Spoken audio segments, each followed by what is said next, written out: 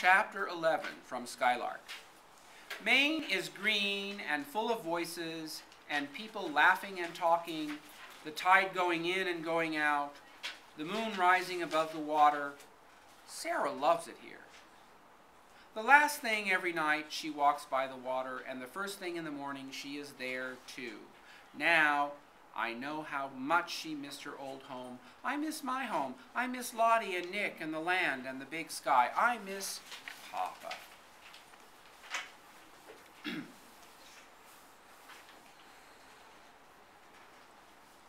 It took longer for Caleb to miss Papa. Caleb swam every day in the cold water. Aunt Lou wrapped him in blankets when he came out, shivering, his teeth chattering. He went fishing with Aunt Lou and with Sarah's brother, William, who was so happy when he first saw Sarah that he ran up the hill and whirled her around in his arms.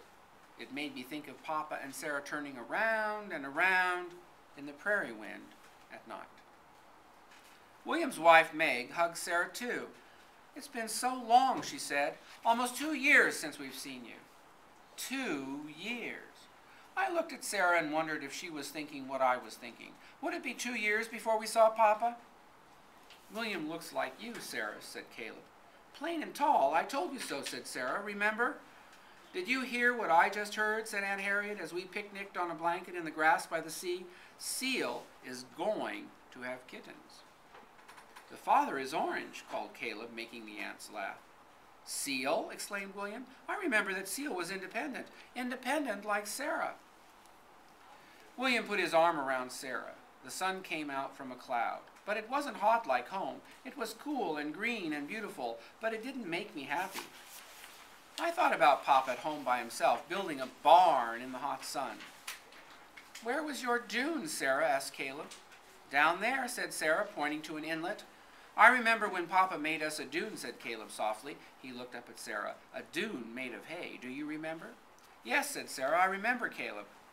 Sarah looked over at me as the aunts talked and laughed. She reached out to touch my arm. "It's all right, Anna," she said softly. "It's all right." But it wasn't. The next week, letters came from Papa. Sarah, Caleb, William, and I rowed out in the bay in William's rowboat, and Caleb read his letter. "Dear Caleb, Moonbeam is getting bigger every day.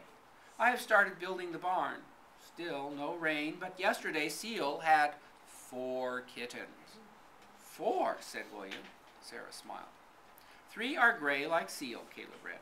1 is orange. Nick and Lottie miss you. Every day they sit looking down the road waiting for you to come home. I love you. Give Sarah a kiss from me. Love, Papa." William rowed to shore and we pulled the boat up. "Papa misses us too," I said to Sarah. "When he writes about Nick and Lottie waiting for us, remember you once said that Papa's letters were full of things between the lines?" "Yes," said Sarah. I leaned over and kissed her. "That's Papa's kiss too," I said. William leaned over to kiss Sarah too. "And that's mine," he said. Dear Anna, it's quiet here without you. I miss your voices and Sarah's songs. Sometimes if I close my eyes, I think I can hear them. Love, Papa. The aunts played music. Aunt Harriet played a flute that squeaked sometimes. Aunt Lou played the piano in bare feet, and Brutus watched her pedal. Aunt Mattie danced with a long scarf and a serious look that made Caleb laugh. Sarah took naps in the afternoons and slept late in the mornings. Chubb drove Sarah away and back again one afternoon. Aunt Lou said she had gone to the doctor. "Are you sick, Sarah?" I asked her that night. She smiled at me. A small smile at first, then a big smile. "No, Anna, I'm not sick."